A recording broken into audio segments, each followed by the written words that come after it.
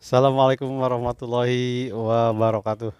Jadi kita akan berbicara tentang corak Islam Sunda yang ketiga. Sebenarnya kalau berbicara tentang corak Islam ini mungkin agak jelimet ya. Jadi tidak semua orang mungkin bisa akan memahami karena kan harus ada analisa. Jadi kita telah membahas bahwa corak Islam Sunda itu diwakili oleh kisah Kian Santang. Lebih mengarah ke sintesis jika mirip dengan Sumatera Barat ya, sintesis meskipun ada perbedaan dalam inti pemikirannya. Tetapi jika melihat konteksnya bahwa corak Islam di Tatar Sunda itu adalah sintesis. Jadi seolah ada perpaduan antara tradisi dan Islam itu sendiri. Bahkan Islam itu sudah menjadi pegangan. Jadi kalau di Minangkabau itu adat bahasa di sara bahasa di agama. Kalau di Tatar Sunda itu kan buhun disuhun sara di bawah. Jadi kalau ini udah menunjukkan kepada ketegasan bahwa sara itu selalu di bawah. Syariat Islam itu selalu menjadi pegangan. Intinya seperti itu. Apalagi kita telah berbicara tentang Kian Santang, bahwa inti dari kisah Kian Santang itu telah diungkapkan pada video kedua sebelumnya, bahwa pertama itu jati diri Sunda itu emang dicari.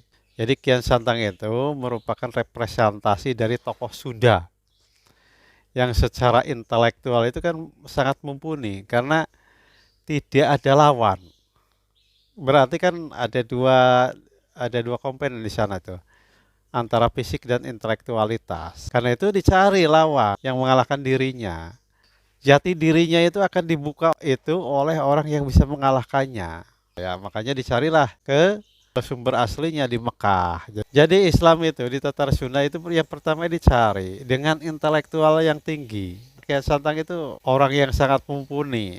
Orang yang sangat mumpuni itu kan zaman dulu itu merupakan gabungan antara fisik dan intelektual. Ya, yang pertama itu, kedua itu ingin mencari jati diri. Jati diri itu dilambangkan dengan ingin melihat darahnya sendiri. Yang ketiga itu dicari ke sumbernya. Yang sumber bisa mengalahkan itu siapa? Ke negeri Mekah. Makanya dia pergi ke negeri Mekah untuk menahan siapa yang paling jago di sana itu. Kan gitu. Ya, siapa yang paling jago? Ali bin Abi Thalib.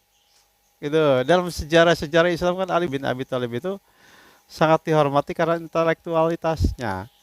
Makanya dia pergi ke Mekah. Ternyata di Mekah itu bertemulah dengan tokoh orang tua yang representasi Ali bin Abi Thalib yang mengatakan jika ingin melawan saya maka cabutlah itik yang dia tancapkan. Itik atau tongkat yang ia tancapkan. Ternyata Kian Santang itu tidak bisa mengangkat itik itu, tongkat itu. Akhirnya keluarlah keringat darah karena saking kuatnya tidak bisa mengangkat itik itu, tongkat itu ya. Dari kisah ini kan bisa banyak sekali kesimpulan. Jadi dari Kian Santang yang pertama itu ya, Kian Santang itu memiliki kekuatan fisik dan intelektual yang sangat hebat. Yang pertama gitu. Kedua itu ya harus diuji tentang intelektual dan kedikjayaannya itu harus diuji. Harus ada lawan yang bisa mengalahkan.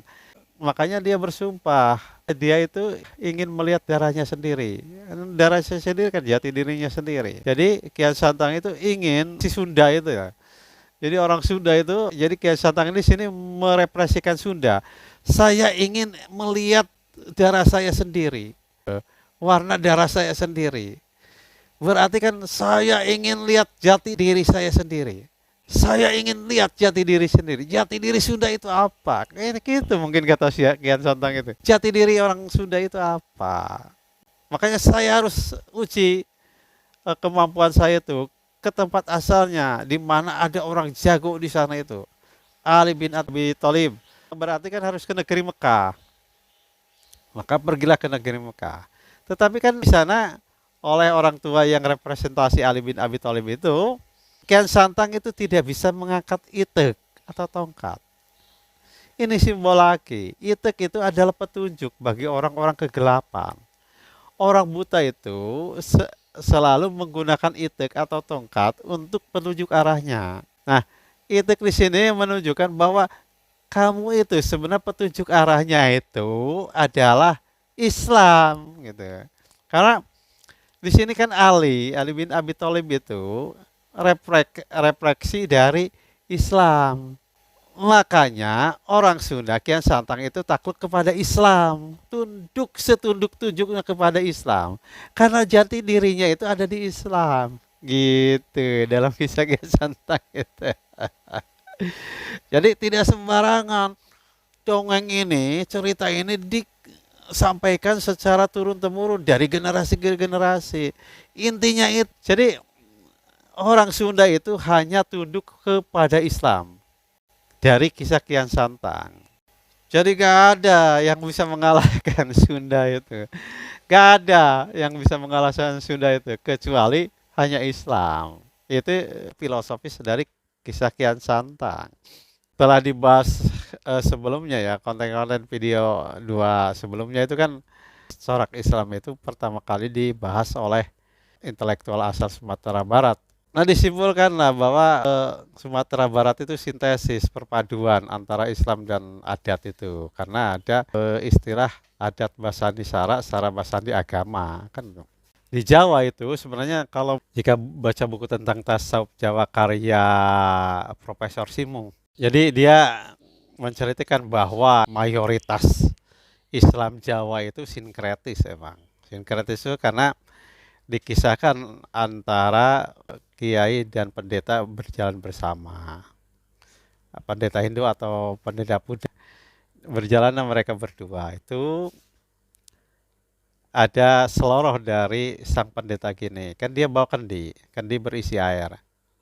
Gini taruhannya. Pak Yai, nih, kan gitu. Pak Yai, saya itu akan melemparkan kendi ini ke atas.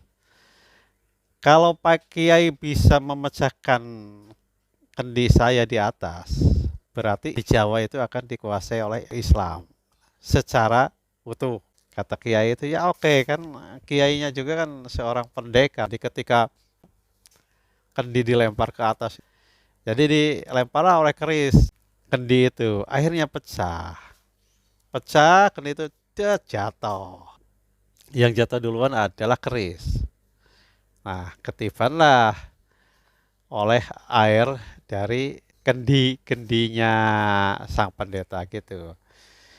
Awalnya dengan bangganya itu sang kiai itu berkata, berarti karena kendi Anda udah pecah, maka di Jawa itu akan Islam. Kata pendeta, nanti dulu katanya. Lihat keris Anda Pak Kiai, lihat keris Anda Pak Kiai gitu. Keris Anda itu kan kena air, tertumpah air. Jadi gini Pak Kiai, jadi memang Jawa itu akan Islam, tetapi selamanya akan tercampur oleh tradisi. Coba baca karya Simuh itu ada di tasawuf Jawa kalau nggak salah. Jadi jelas di sini perbedaannya bahwa emang mayoritasnya sinkretis, nggak sama. Kita itu ya ada peribahasa buhun disuhun sara di bawah. Jika di Sumatera Barat itu ada ungkapan adat basandi sara, sara basandi agama. Kalau di Tatar Sunda itu kan ada buhun disuhun sara di bawah. Jadi buhun itu kan tradisi intelektual nenek moyang orang Sunda. Disuhun itu disimpan di atas kepala. Jadi berarti kan dijunjung tinggi. Sara di bawah artinya kan sara itu kan syariat. Dari syariat Islam. Syariat itu kan dari syariat Islam. Ya, itu selalu dibawa. Jadi itulah yang jadi pegangannya. Syariat Islam itu harus jadi pegangan. Karena kembali lagi ke kisah Kian Santang. Orang Sunda itu hanya tunduk kepada Islam. Nah, buhun, apa yang disebut buhun itu? Nah, yang disebut buhun itu adalah tradisi intelektual nenek moyang. Jadi bukan tradisi sekarang. Tradisi sekarang itu harus dikritisi. Yang di Tatar Sunda itu harus dikritisi. Karena itu mengalami fase penjajahan yang sangat lama. Jadi tradisi selama dijajah itu berarti harus dipertanyakan apakah asing enggak tradisi itu. harus diperbandingkan dengan naskah-naskah atau peribahasa-peribahasa. Makanya kan kayak Buhun di sini bisa aja dari konsep akal, konsep harta, tentang konsep potensi diri. Kita juga ada konsep motekar. Motekar itu mencari alternatif-alternatif lain. Oh, ada juga konsep Ransage. Iprosody itu mendefinisikan Ransage itu dengan arti kreatif inovatif. Udahlah, orang Sunda itu hebat sekali konsep-konsepnya itu. Tradisi-tradisi yang tidak masuk akal itu harus ditinggalkan. Karena bukan tradisi Sunda, itu tradisi yang pernah menjajah kita itu. Demikian, Assalamualaikum warahmatullahi wabarakatuh.